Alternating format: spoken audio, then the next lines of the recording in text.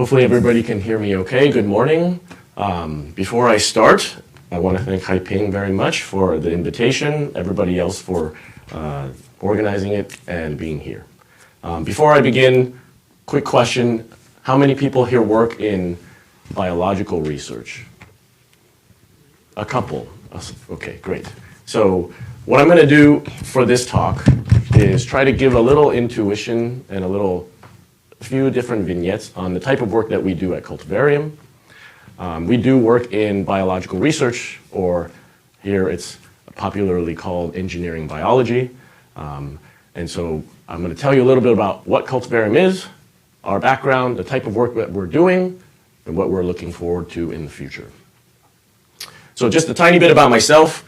I actually got into biology from electrical engineering with a focus in signal processing as my first degree. And I did a PhD in bioengineering, and then I went into a postdoc in genetics. And because of that transition, I spent about 20 years in academia, and I was able to escape with great escape velocity. And so now I am running Cultivarium as a nonprofit research organization where we are trying to tackle some of the biggest bottlenecks in biology with gracious support from organizations that are allowing us to do this at industrial scale. So let's get into it. First of all, I want to thank all the people that have joined on this wacky mission, which allows me to be here to represent all the work that we have done together. So now we're about 25 folks. We span a couple of different areas, including, of course, biology, molecular biology, computer science, and hardware engineering. Okay, so we are based in Boston, Massachusetts, about 15 minutes drive west of the airport. It's an open invitation for all of you. If you ever find yourself in Boston, please reach out. We would love to host you and show you what we're up to in the lab. So we were established with this particular mission. We develop tools for life scientists. That is our primary objective. And the goal is to be able to expand access to novel organisms that have not yet been studied in the lab. We want to inspire new areas of research, and of course we want to find ways in which we can deploy that impact into beneficial biotechnologies. So why are we doing this? What's the context? Even if you're not a microbiologist, what you can probably appreciate is that microbes have had a great impact in different areas of society. If you take a look at all of the things on the left, you may know of some of these, maybe in the context of disease, but certainly a lot of these have produced really valuable outputs for society. Now, there's really major three bacteria that are being used, or that are widely used in the laboratory, and that's given us a tremendous amount of benefit. But there are a few really interesting cases that have given us Nobels, that have given us access to genetic medicines and other therapeutics. And so those would be the other bacteria on the right. Now, I'm actually going to show you that there are millions more that we don't know how to work with. Great. So I titled this Scaling Biological Expertise. I think there are two different ways in which there is biological expertise that we want to draw from. One is from nature, which is all the microbes and all the different non-model organisms that I will tell you a bit about and how we work with them. And then the other is from scientists. So all the people that are applying their trade kind of really brutally in the lab, and we're trying to embed and draw from their expertise and to be able to share that. So hopefully, Haiping, I still have the same amount of time because I'm going to go for it. Okay, great. All right, so this is a little bit of a busy slide. If you're not used to seeing this, let me guide you through it. So one of the things that we did, and one of the things that others have noticed, is that if you go into this idea of a strain bank, and so there are strain banks in the world where scientists have discovered interesting microbes, and they've said, we're going to put it somewhere. Someone should definitely keep a copy of that. I'm not exactly sure how to keep going and work with it, but someone should keep a copy of that so that we can have this as a resource for the future, right? So what we did is we went into the big strain banks of the world, and we said, how many of them are there? how many of them have genetics? And so genetics is the ability to turn genes on and off so that we can control them, we can understand them, and we can engineer microbes for beneficial purposes. So what am I showing here? On the top, I'm showing a high-level view of the bacterial tree of life. We've taken the American Type Culture Collection, which is a strain bank over 100 years old, which is in aggregate over 1,000 years of, we call it expert humans, going out into the world, studying it, putting it in a bank, and hoping that someone in the future will take advantage of it, right? So if we plot that, we can see, okay, great, there's a lot of different branches. Well, if you look through all of literature, as much as we could scrape, we can say, how many of those have any genetics? Well, it turns out we have about 154 out of 714. So there's a lot of dimension reduction here, right? And then for us at Cultivarium, within the first year, we were able to establish another 53 within different families. And so what I'm trying to share with you here is that there's actually enormous open-ended space, and that after some amount of diffuse activity from a bunch of scientists within the scientific ecosystem, we've made some progress, but with real focus and real intensity, we can make dramatic progress with this open area. So put a different way, we think about this as a funnel or as a bottleneck that we're trying to solve. So on the left-hand side, depending on the microbial ecologist you talk to, there's either millions or trillions. A few orders of magnitude between friends is no big deal. There's lots of different microbes in the environment. That dot is not drawn to scale, as you can tell. So there's a massive bottleneck on how much of the world out there we can access genetically. Now, that's not to say that we haven't done amazing work with what we have access to, but you can imagine the possibility and the opportunities that still are out there. Okay. Now, this is not the first time that someone has attempted this type of activity. In fact, there are many labs in the world, including, of course, in the UK, that have tried to work on these fascinating organisms, but here is what we have found where they fall down.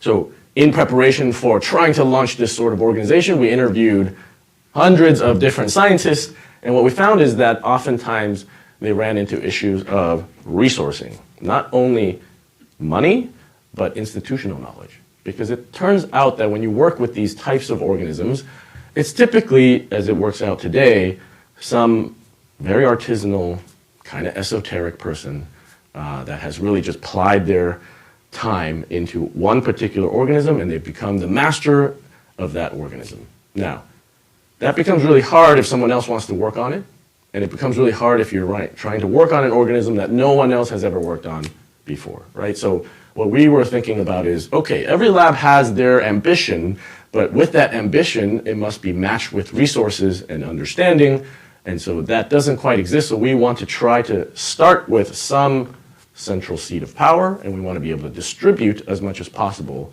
that kind of information and expertise out there. Okay, so I have lived this myself. I told you that I spent a long time in academia. I want to tell you about my favorite organism, and I want to maybe show you one of the remarkable features that it has, which is it's an incredible, incredible grower. This is Vibrio nitrogens on the right. It was first isolated in 1950. Someone observed that it had a remarkable ability to grow and to divide, and then they left it in a strain bank until myself and a few other people picked it up around 2012. Now, why is this cool? Actually, it's kind of scary, right? But if you think about it, lots of different biological processes depend on growth. What you need to do is you use a bacteria to grow, to amplify DNA, to consume carbon, to be able to turn that carbon into something else that's useful. So if you could speed that up dramatically, you get more productivity. That's it, right? It's a very simple idea, but it took myself, me personally, 7 years, and a few members of my team additional years, and so in aggregate, it took over 10 years to be able to get genetic tools to work. Now, we were really grateful and we're really well resourced. We did this work in George Church's lab in Harvard Medical School. So we had access to lots of different, all the updated and modern technologies and all the resources that we could reasonably ask for in academia. And yet it still took us over 10 years. So even though we've had E. coli on the left, it took us about 100 years of diffuse work, and then we had myself and a small team working on it pretty intensely, but not really in a very organized way over 10 years. And we thought, could we do this even faster, both in terms of time, well, even faster in terms of time, and with less money. So the number I didn't want to put up there is we consumed in aggregate about $1 million of academic funds to achieve that. Okay. So let's get into how we work on these types of things at Cultivarium, right? And so I told you a little bit, I come from an electrical engineering background. I grew up doing a lot of software, computer programming myself. So you might find some of these ideas reflected in the ways that we do this work. Okay, now, of course, as you set out for when you build an organization and we have all these people together, you're trying to say, what are we actually all working on? And so what we tried to do is distill down very explicit user questions. So this was us going out into the academic ecosystem to say, you might be interested in this space, you might want to do this, but what exactly are you after? What is the one question that we can make sure to always snap back to? What is the output that you're looking for so that we can build towards that? So these are the 4 things on the top, 4 user questions that we distilled down all of our learnings into so that we could build our teams, which is in the middle row. And so these are our outputs. So explicitly, people will ask, this is a cool organism that I've observed in the wild. How do I bring this into the lab? So growing it becomes difficult. You might know because you might have lots of different plants, and maybe you're like me, you accidentally, some plants don't make it, right? So there are ways in which you need to try to figure out how to grow something in the lab. Once you get it in the lab, when we want to work on genetics or modern genomics, a big piece of that is how can you get your designer DNA, so recombinant DNA, how do you punch that into the cell? So another way to say that is DNA delivery. So you need a protocol. How do you take this biomass? How do you process it? And then how do you get DNA into the cell? Once you get it into the cell, you have to say, well, what did I just get into the cell? It turns out every organism is slightly different. So you might have this particular piece of DNA that works well. This particular piece of DNA doesn't work well. There are many, many more details than just the words I said. But you can get the gist that every different organism has a slightly different piece of DNA in order to perform the function that you want. And then lastly, and this is an area of explosive growth, of course, within the era of AI, what's known about this organism? How can we get massive information about what is known about this thing, about related things? And so we're able to do a lot in this space, actually in flight. And one of the things I purposely put in the slide deck is a little bit about how we did it prior to the explosion of AI. Okay, so the next set of slides, for those of you that are not in biology, I've tried to make it as intuitive as possible, so please bear with me, and you are more than welcome to ask questions. I can spend days. So what I thought I'd do is just give a couple slides for each of the 4 columns for this section. Okay. Now we're going to see exactly how fractured and how diffuse our efforts are in biology. So one of the big questions, of course, is how do I grow this thing? So it's all very empirical. So what has happened? When you start working with an organism, typically in the lab, you're thinking, what do I have on the shelf? Well, I'm going to take what I have on the shelf, maybe tweak it a little bit, throw my bacteria in it, see if it grows. If it doesn't grow, I don't know, add some other stuff. You just sort of random walk, add a bunch of stuff in it, right? So there's a different database run by DSM. They have a database called DSMZ. What they have done is started to aggregate all of the different media compositions that are out there for growing bacteria. And so there's data for about 13,000 species. You have about 3,000 media, a ridiculous number of unique ingredients. And one of the things I didn't put in, but what we did was just plotted all of these things and looked at done some dimensionality analysis, and you'll find that Sorry, PIs love to name media after themselves, even if they're just slightly different. And so there's a lot of very similar media, just with different names. So we had to compress a lot of that in order to get some use out of it. But one of the things I wanted to highlight here is, even though you have all of these unique ingredients, what we found out is that there's actually very few labels for really important physical chemical properties like salinity, pH, oxygen, and temperature, right? You can see just those numbers in red are much lower than the number of species or the number of different media types, right? And so what we wanted to do is say, okay, most of the people in the field are worried about what are the nutrients, what are the types of things we put in, but what if a missing lever or a missing aspect of this work of trying to figure out how to grow something is in salinity, pH, oxygen, and temperature?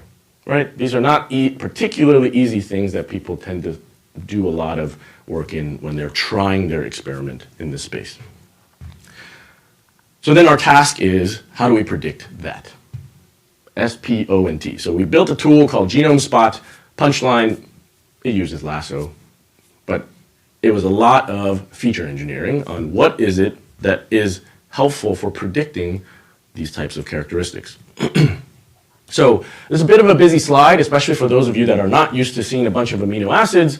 But what I wanted to highlight for you to see is effectively what we've done is this. You can just focus on, there's 4 columns. It's for oxygen, temperature, salinity, and pH. What we've done is taken a genome and we've said, okay, here are all the different proteins that are in the genome. We can count how many of the 20 different amino acids are in that genome. And we can say, all right, using lasso, for example, and we've tried many other models, what are some of the amino acids that are actually predictive of these types of labels, right? So just highlighting to your eyeballs, for example, C has a box there. We have different categories here called localization. So that's where we believe the protein will sit. Either it is extracellular, intracellular, different localization. And the intuition here that I want to bring to your mind is different amino acids have different charge, have different properties, and so you might imagine that there's actually quite an intuitive explanation, which is if you live in an extreme environment, either salinity or oxygen or pH, your amino acids or your proteins are coded in a specific way in order to tolerate that environment, right? And so there's sort of an intuitive relationship where you can say, how are these proteins coded? What are the signatures of these amino acids with their charges and their folds? And how is that reflected in how the organism is built? So that's what we have done with this particular tool. Maybe just to finish that out. I will have a slide where all of the work that we have produced is available on bioRxiv immediately, GitHub. All the software is up there. All the biological assets we have distributed on Adgene. So anyone here in the academic world doing this for non-commercial purposes, you can have access right now. So there, I have a slide with all the papers and all the links there. Okay, so this is just to give you a sense that you have done some amount of vetting on the numerics, and so please go into the paper, go into code. Feel free to help us improve it. But what's really interesting about these types of tools, right? And so if I know at least one person here works on microbiomes and metagenomics, but let me explain to you why this is so exciting to us in biology, right? If you can build this tool on just some amount of microbes that you have in the lab, well, how can you generalize that to all the environments out there, right? So what I'm showing you is, again, you can just look at each of the columns as oxygen, temperature, salinity, and pH. What I'm actually showing you in each row is a community sample. So that is within marine up there are 694 samples in different locations where someone has said, I'm going to go there, pick a sample. I'm going to do all the genome sequencing of that sample. I'm going to reconstruct what might be microbes in that location. And then I'm going to That's where most people stop. They say, yeah, okay, that's cool. There's a bunch of microbes there. We know the gene's there. What do we do with that? Well, what we want to do with that is say, okay, great. Now we know that there are X number of microbes in there, and we want to bring them into the lab and grow them. And now we have a cheat sheet, or we have some constrained space so that we can start to do that work, right? So maybe just for your eyes, right? So with these set of marine samples, and so again, each one of these is a row which you have hundreds of different, if not thousands of different microbes. We can then predict how much of that community wants how much oxygen, how much temperature, salinity, pH. Now, what's cool is that you see that it's highly scattered. That's the major pattern for you to see, is that in a community, you don't expect every member of that community to have those same requirements. So somehow they put together an environment that is not optimal for any of them. So it's either mutually convenient or mutually inconvenient for them to grow together. So these are the types of things that get us really excited when we're able to take tools that are for the lab and then try to extend them or generalize them into the natural world. Okay. Let's talk about DNA delivery a little bit. So, if you ever work in this space, what you'll find is that this is a very fascinating chicken and egg problem. You have to bootstrap your way into this. Why?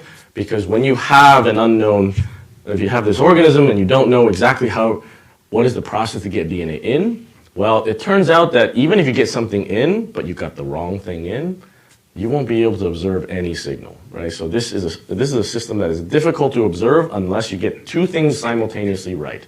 You get a piece of DNA in, and that piece of DNA is actually functional within the organism. So we have to try a bunch of things simultaneously to try to get something that is observable as signal. So as one would do if you have no idea what to do, is you do all of it at the same time, right? And so here's our idea. Okay, let's take every published delivery method that we found. Let's build large DNA libraries that are each uniquely barcoded, and the way we barcode things is using small, unique pieces of DNA that has a unique string. So for example, it's almost like a hash, right? You might have this giant combinatorial space where each item has a unique hash, so we use DNA sequencing to read it out. Okay. So, what am I trying to show you here? Well, for this task, what you need in order to start your genetics is you need to figure out an antibiotic-resistant marker and this piece of DNA called an origin of replication. And so classically within your traditional academic lab, you might have one of these 132 constructs. Maybe you're a really fancy lab and you have 3, right? And so one of the first things we did is we said, let's build them all. Let's just produce this giant library of 100, and let's do something that biologists are still kind of getting into, which is this idea of multiplex. Instead of having one organism with one of the 132, let's put all 132 in one pool and shove it all in. Whatever works, we'll figure out what that is. And so that is how we've approached this problem. And what I'm showing you here on the right is this heat map where each row is a particular microbe name. Each column is a different construct of the 132, so we've just snipped a part of it. And so where you're seeing colors filled in is some amount of confidence that that particular one of the 132 is functional in a particular row.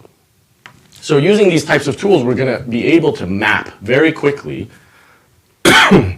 for a particular microbe that is relevant for a particular application. What are the genetic tools that you can now start to use so that you can study it and you can engineer it for a purpose? Now, we've played all sorts of tricks within this same methodology. Here's another one. Oftentimes, if you don't yet know how your genome works, you might want to do this thing called transposon mutagenesis. It's a really fascinating piece of DNA that just sort of jumps around all over the place. But you might imagine that an organism doesn't really want a piece of DNA to just jump around all over the place. So there's all sorts of configuration issues, defense mechanism issues, and so you need to, yet again, search this large combinatorial space for something that's functional. So we did this similar idea, which we created within the DNA space, this library of about almost 4,000 different constructs, and then we also use this multiplexing idea, we just shove it into the cell, right? So this is, I think this could be arguably one of the largest data sets for this type of work, especially within the less than 1 year that we dedicated to this work. And this now is a couple of years out of date, but what we're showing here is that for different groups of microbes that we've labeled here, and their specific names, for those of you that are microbiologists, you care a lot about this, we can then measure the efficiency of each one of these nearly 4,000 constructs in its ability to mutagenize the genome, right? So we're now able to figure out the efficiency of how much we can perturb the genome using these types of ideas. Okay, let's move on quickly because I've burned a lot of time and we have yet to talk about AI. So what is known about this organism? Let me tell you about what happened prior to the explosion of ChatGPT 1, 2, 3, 4, and so on. So this was an extremely popular thing that we did, which have pretty much sunsetted because it's no longer powerful enough. And that's one of the cool things that we've learned. So one of the things we did was say, okay, for biologists, you oftentimes run into this problem where everybody has their own, this is my cool database with my own schema, and I think that data should be laid out in this way. And so what you end up doing when you do biological research is you say, okay, I need to learn how to use this database and that database and this other database. And so you do a lot of busy desk work that really, honestly, is not particularly meaningful. So what we did was we just glued all of that together, right? It's a simple sort of computer science, or computer, just like software engineering project. And so we built a portal that has this tabulation of, number of different microbes, and so we have bacteria, fungi, protists, archaea, so we're covering a bunch of what is known out there in the world. And importantly, what people really wanted was this kind of thing. So they might say, I'm really interested in this particular Latin name that represents a microbe because I heard that it's useful for some application. What is known about it? So we built all of these pages programmatically, which is to glue everything together and to give you things like what's the synonym, what's the description.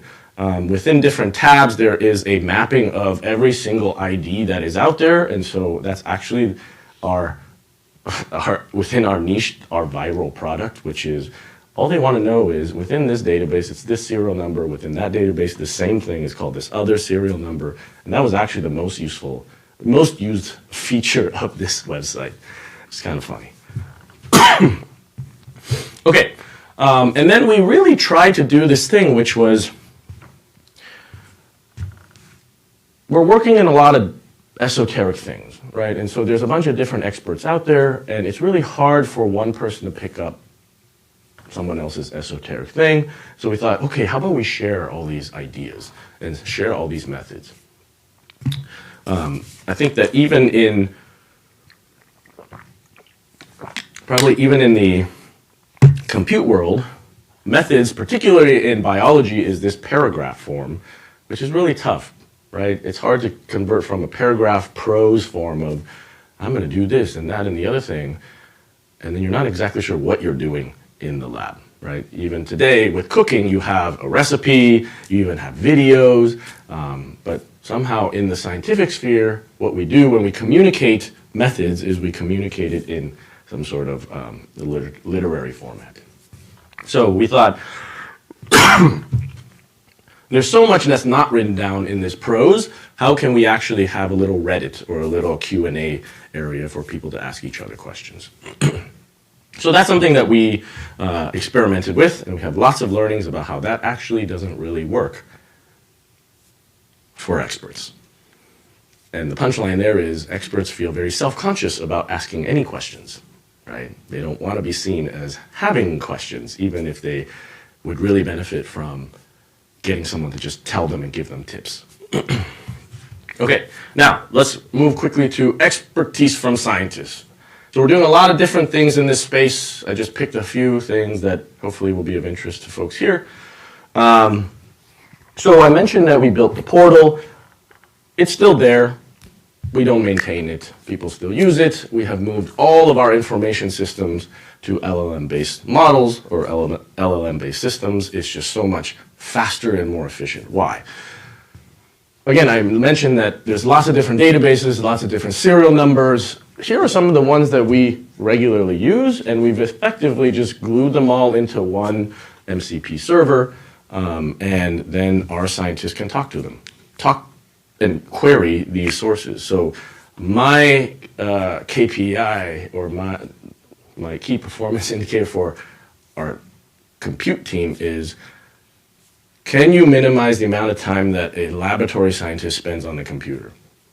Because honestly, they're really good at generating data. They should be in the lab, right? So I don't want them to spend any time, as little time as possible, on the computer, because they're oftentimes manually crawling through each one of these windows. I want all of this just centralized and summarized so that they can make decisions. One of the things that I won't talk about, but we've spent a lot of energy on, is how do you embed expertise into skills? So, skills with a capital S for folks that are really interested in using LLMs today. There's just a lot of small decisions and ways of analyzing data that some of our folks can basically say, I can codify that, and then I can say, if I have a junior person who's interested in analyzing things the same way that I do, you launch that skill because it's been codified, it's been vetted. And so you can do that between seniorities within a group, or very interestingly, you can do that between fields or between domain experts, so that even my most junior experimental scientist can perform sequencing data analysis like my computational biologist, because it's been codified. And importantly, you might think, well, why not just have a package that is a deterministic software package? Well, it's because that every experiment is slightly different and needs to consider slightly different things. So you can use these skills to allow flexibility for how the experiment is done and how it should be analyzed. Okay. One of the things that we've spent a lot of time doing as well is we've been working in robotics. And so we shot a little video that's very in vogue these days, especially in the US. You must have a hype launch video. So this is a video of one of our systems. And so, yes, we have one robot arm and we have a bunch of peripherals. There's a lot of investment in the black box underneath. This work cell is basically a multi-million-dollar investment that has taken us about 15 months to boot up online. But it helps us run experiments now. And so now what you can see is we've spent time organizing information. We've spent time executing lab work. So, of course, we now must build an AI scientist, right? So what does that really mean? That simply means that it iterates on the scientific method, right? It poses a hypothesis, there's some design, it runs the experiment, the data comes back in, it does the analyses, and then it tries to push that back into our own data sets, and then you run that loop as much as possible. Now, I don't think that, well, I'll just speak for ourselves. Ours is not fully autonomous. There's a lot of humans involved. At many steps, we have humans reviewing the outputs to make sure that it is not just, it ranges from make sure you're not nonsensical to how can we maximize for novelty. And so we have humans still pushing all of these ideas in. But what we're doing is we are collecting all of that effort, right? And our goal is to, of course, use that as reinforcement learning to try to push the system down a particular trajectory. On the robotics side, there are ways with more monetary investment to make it fully autonomous, but there is oftentimes a human there filling reagents, taking things on and off, and that's still an aspect that we are okay with because there's an element of safety operations there. Okay, so we've done all this stuff. Like, is it actually useful for anything? We have now been able to use it to discover about 30 new to the world delivery protocols for different bacteria. Right? And so what that allows us to do is now we can simply say, the dream is to say, hey, I'm really interested in this plate of organisms. Can you just figure it out? And then ideally, this type of AI scientist system will be able to iterate and be able to figure out what's going on there. So this is just an experiment where, excuse me, on the x-axis, DBTL is just design, build, test, learn, cycle. So we've just done a couple cycles of these, and you can see that at the very beginning for this particular example of a bacteria, there was nothing really observable.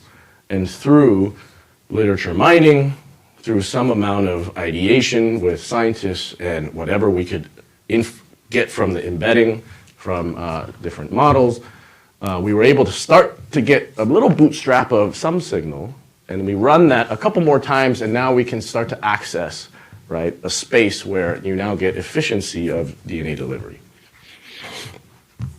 Okay, great. So maybe one of the last things I'll share, just in the interest of time, is we tackled a lot of, we're not done, but we tackled a lot of this hypothesis side, which is really around data, bringing a lot of data in to be easily usable or immediately accessible. Now we're thinking about, okay, how do you design experiments? What does it look like to run experiments? And so this is actually a place where lots of people end up spending a lot of time, which is, I have this idea, how do I test it? And so most of biology is what we would call assay development, right? You have an idea, you want to observe that thing, so you need to contrive or design a test so that you can actually probe it and say, is this true or not? So this is where I think actually some of the biggest improvements in biology will come from in the next several years, now that we have all these other systems. So we launched a program called PRISM. Simply, the idea is there's a lot of expertise in a particular experimentalist. In our field, some people are known to magically have really good hands, and that just means they know how to run something, they know how to do something in the lab, and somehow it just works. And these people are, hard to find. You want to keep them, but then you also want to say, but science cannot just be built on that, right? How do we figure out what that is, and how do we actually distribute that? So this is what we've done. This is Louise, one of our awesome scientists, and so he doesn't usually wear glasses. And so these are a pair of glasses that just records video, it records audio, so he can effectively do whatever he needs to do in the lab. We've filmed this in an egocentric manner. He can take notes live by just talking. And then what we do is then we have chain together a bunch of different VLM, video language models, and so on and so forth to be able to try to take that video, take that audio, and then generate a protocol, right? So this is a platform that's also live. It's open. If you are interested in either looking at it, participating in it, it's at prism.cultivarium.org. And so the idea here is we want scientists to just focus on the task at hand. So your typical workflow for a scientist will be, I have this idea, I might even have printed out a set of instructions like you would for cooking, and then they go and do the thing, but oftentimes it doesn't always work out the way that it's written down, and so either you have to halt what you're doing, scrawl it down on a piece of paper, and then you have to do your experiment, and then after you're really exhausted doing your experiment, you're like, I'll just record all that stuff later, right? And if you're like me, in my own many years in the lab, I'm a Post-it guy. So you'll see my bench, it just has Post-its like a serial killer everywhere, right? So this idea is we can use these types of tools to basically be a co-pilot where it's just ingesting information for you, and you can then have that laid out. And importantly here, there are particular steps that we found that people will come back to regularly, and that's an area of interest because that might mean that we need more description there or more sensing there. So these are areas of opportunities that we're looking into as well. And just a little bit on that, so PRISM, we launched that about a little over a year ago. We've had really lots of unexpected interest from a bunch of different groups in all sorts of different fields. We've had people who have published really, Nature Methods papers or Nature Biotech papers are like, hey, I want my I want my method to be easy to do and for others to be able to do it, so I'm going to use this tool. So we've been really encouraged by that kind of interest. Okay, so I'm going to just end here. These are some of the manuscripts that we have put out there on bioRxiv. We believe strongly in open preprints over traditional peer review. We are lucky to not have to do traditional peer review, and that's why all of our work gets put on a preprint and it ends right there. And that allows us to really quickly move on, and we want people to adopt this, and we want the adoption and the uses to be our peer review. So I'll end there. Thank you very much, and I also wanted to make sure to highlight support. Thank you. Thank you, Henry. Absolutely. Sorry.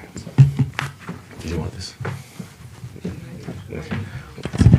Here we go. Works. Yeah.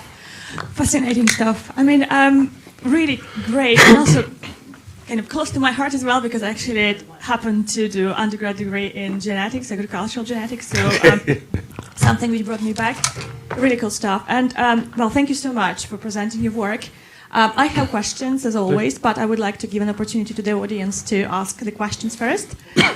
Peter, please.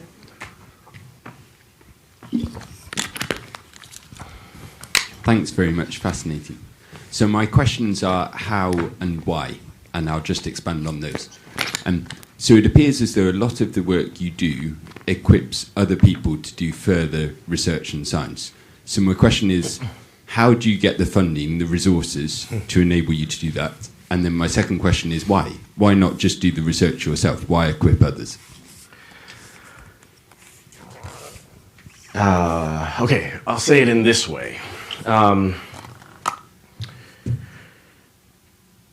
There are a lot of companies that try to get launched, to try to commercialize a thing, to build a thing, especially in engineering biology. I did my PhD in the heyday of what's known as synthetic biology, at least in the US. And let's be frank, if you look at the economic data, it's not panned out well for any investor or any scientist, period. Right? So that was how I went into this project, which is to say, all of my friends, either as scientists or investors, are really smarting on, well, why didn't we access a bunch of the promised value for synthetic biology or engineering biology? And it turns out that if you talk to them and you say, okay, what did you do next? What did you do next? Oftentimes they're reinventing the same thing. Or they're spending a lot of time and a lot of resources on things that actually they're not fit for purpose to solve. They would really love someone else to solve it, right? So the goal for this is to be able to say, there is probably a space, and this is why we are the organization that we are as a nonprofit, to say, look, there's a way we could do this intensive work that is a handoff. We build this thing, as you see, I didn't talk about actually creating a product. I didn't talk about creating a particular molecule or a solution. I said, here's some tools, go and have fun, right? Because I think that I'll speak to just my network, we're too interested in picking low-hanging fruit, and there's certainly something else out there, and I think that we just need the commons, right? That's clear for, even yesterday we heard from the Open UK CEO, right? Like, I do believe that a lot of software has benefited from commons, and we have not had an intensive effort for that in engineering biology. Now, how do you get the funding? Well, I'm not super young.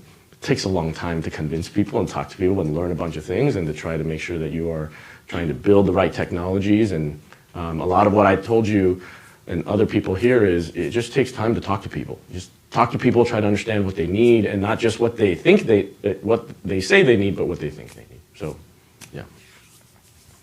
Thank you very much. Other questions, please?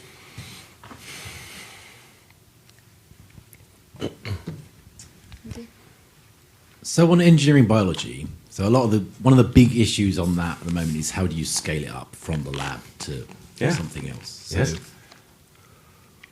Is what you do, are you considering how you can manage to do that within what you do? Yeah. How you take it from the lab? what's the recipe for scaling Yep. up? You'll indulge me a couple lines because I've spent many years thinking about this, right? So part of my activities is I am on this BioMade network, which is sponsored by the Department of War, which talks a lot about scaling up and fermentation.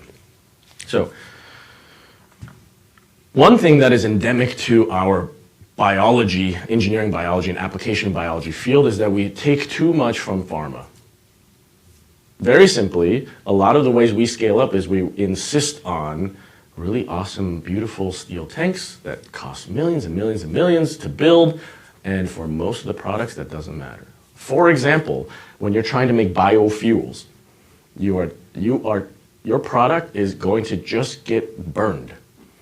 Why do you need that in a pharma-grade setting, right? Why do you need to produce that in a pharma-grade setting? You have a bunch of different molecules that is just meant to be basically exploded, right? And so I think that one of the things I would encourage people in places of influence, maybe like yourself, to think about and to talk about are, how do we do things fit for purpose, not how do we take what we already know and just, let's stamp it here. So when it comes to specifically scaling, some of the problems we run into are as follows. If you look at the techno-economic analysis of how fermentation is performed and how much money is spent on different aspects, you'll find that sometimes heat is a major driver.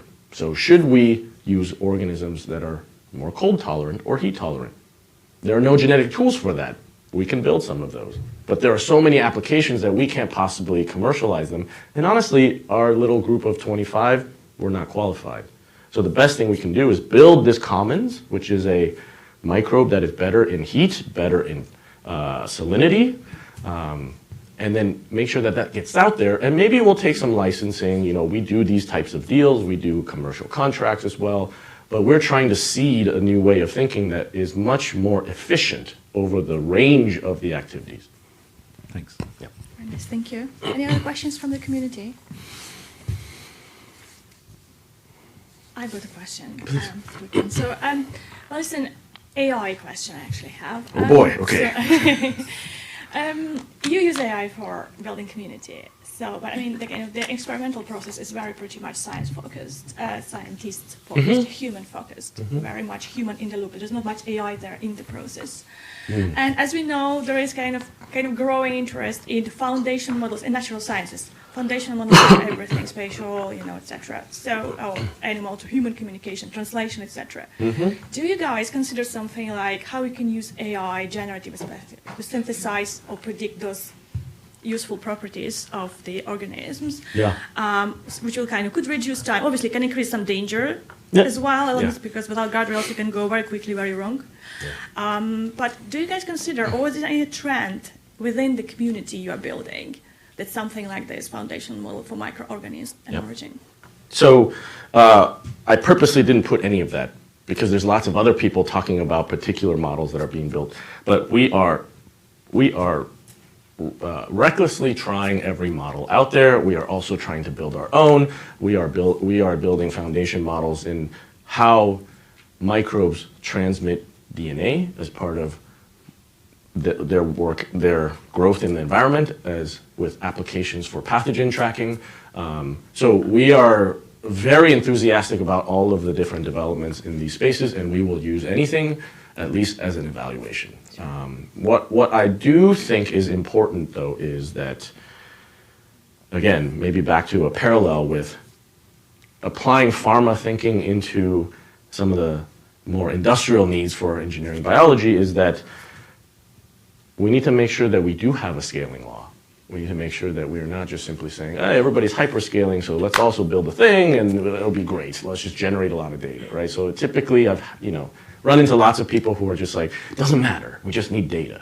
But data, when put, as many of you actually, I'm sure know, the right amount, the right data set can be extremely powerful instead of just, we have lots, right? And there's a lot of that runaway thinking, I think, in biology, because most biologists are not particularly good at talking to or about the compute side, and they will simply just generate lots of data, hoping that someone else will figure it out. Understood. Thank you very much. Thank you. Fascinating stuff. Thank you. Okay.